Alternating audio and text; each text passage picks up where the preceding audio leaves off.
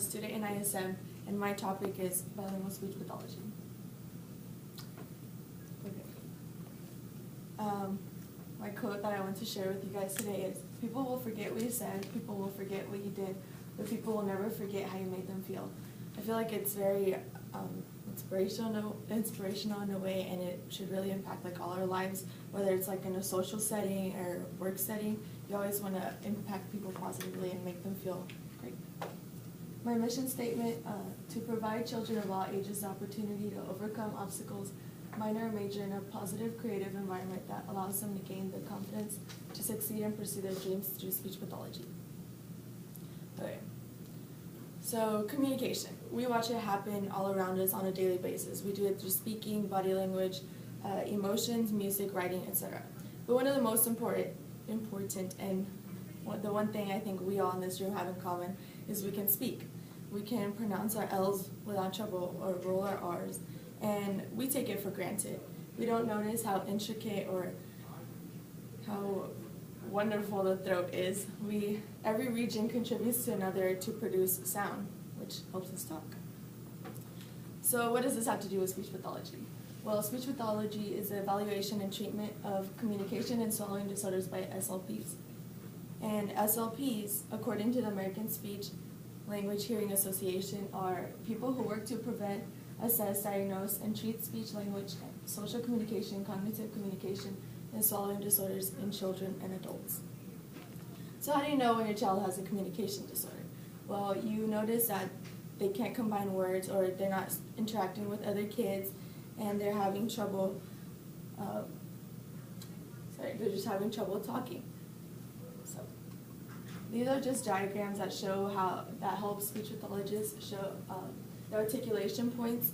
So for example, like the vowels, if you try it, you'll notice that the U sound comes from further back down in your throat, whereas like A or I or E, it's from the front, just so you know. And then swallowing, as you can see, it's a lot more than just putting a food in your mouth and chewing it and making it go down. There's so many body systems that work together and contribute to make it happen. So why did I choose speech pathology? Well, I found that I have a passion for kids and a very huge interest in languages, and it's just great because I can combine those two together and then do what I love and help people change their lives, overcome obstacles they didn't think were possible to achieve, and just impact their lives in a positive way.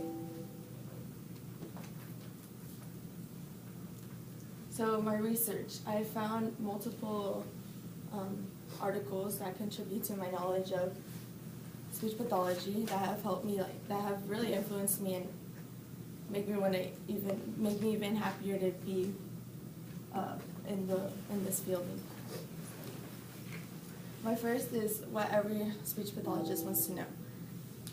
And well, one of the things that people don't realize is that therapy can last weeks, months, or years. It just depends on the case of the child. For example, in this story, the speech pathologist was dealing with a child who had trouble requesting toys, so he was just yelling, "Train, train, train," but they wanted him to ask, "I want the train," or "Can I have the train?" And the whole therapy session, which lasted about an hour, was just getting the child to ask the question to get his train, to get the toy. So it's just a whole bunch of patience, and you have to adapt and improvise to make it work around the kid to achieve his goals. Second is benefits of multilingualism. I have a quote up there. It's just how the author started his entry. And it says, multilingualism is the natural potential available to every normal human being rather than an unusual exception. It is only the environmental factors which may fail to provide the opportunity to learn another language.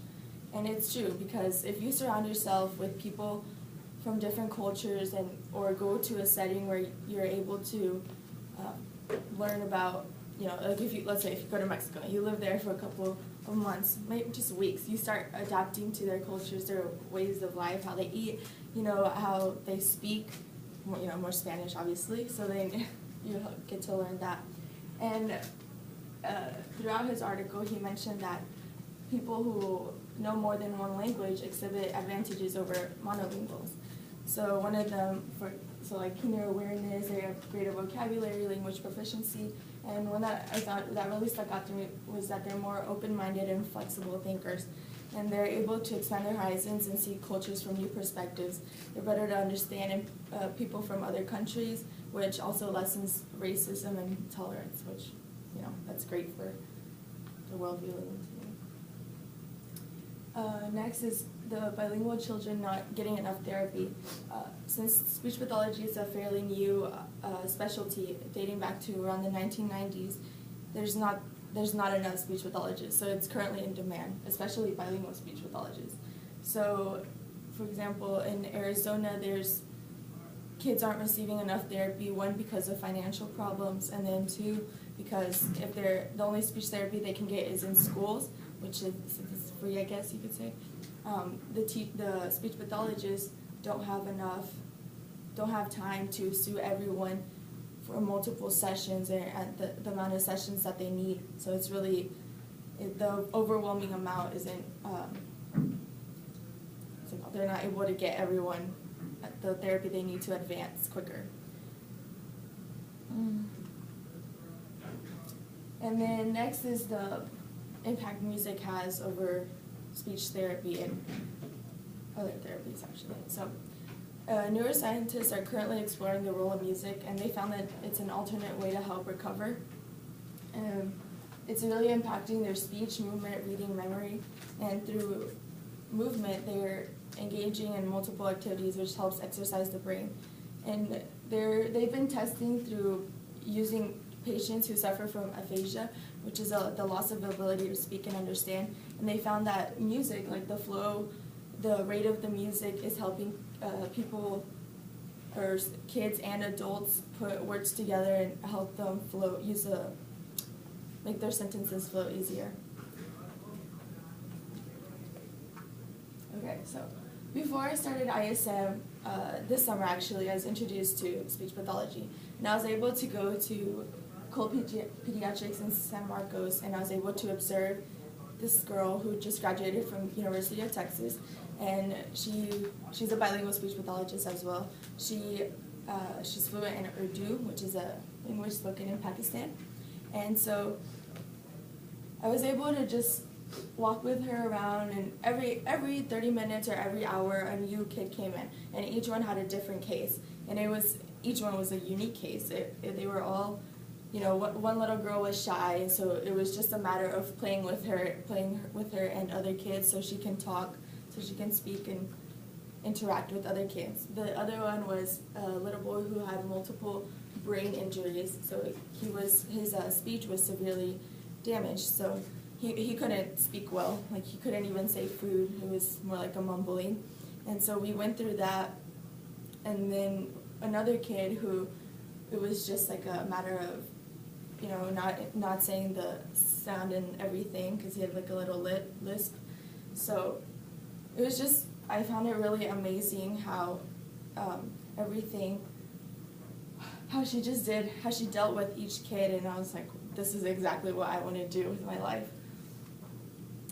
So I went on, my first interview was with Ms. Bramlett at the Speech and Occupational Therapy of North Texas, and she also happened to know the owner of the Cole Pediatric Center, so that was pretty cool. I mean, she spoke a lot about the business aspect of owning a clinic environment, how the caseload works, and at first it's hard to build up your caseload and get a whole bunch of kids or adults to work with you, but once you're there, you're just rolling. And she told me about her story of how she was introduced to speech pathology, which was through her son, who had a pretty severe speech impediment, and he wasn't, about 30 years ago, and he wasn't receiving enough therapy. So she, as just mom instinct, she stepped in there, and she went back to college to get her degree, and then she began her own speech clinic, so not only to help her son, but other children as well. And then Ms. Donna Hay at the Morning Light Family Medicine, she currently resides in a private practice with her husband, who's a physician. So I mean, that's a pretty cool perspective to get on the whole speech pathology. And she just really worked everywhere in every setting possible for that. And she decided that's what she wanted to do when she was in high school. She graduated. She finished college when she was like 22, I think. So that was pretty cool. And she's just telling me about all the pros and cons of working in hospitals versus home health and clinics and schools and private practice as well. So that was a great insight, I think, for all that. So any questions over my research in speech pathology? No? Okay. Well, I just want to leave you with this kind of a challenge to make a positive impact on the world with your ability to speak, because not everyone is blessed with that. So, yell, shout, inspire, teach, but just put it to good use. Thank you.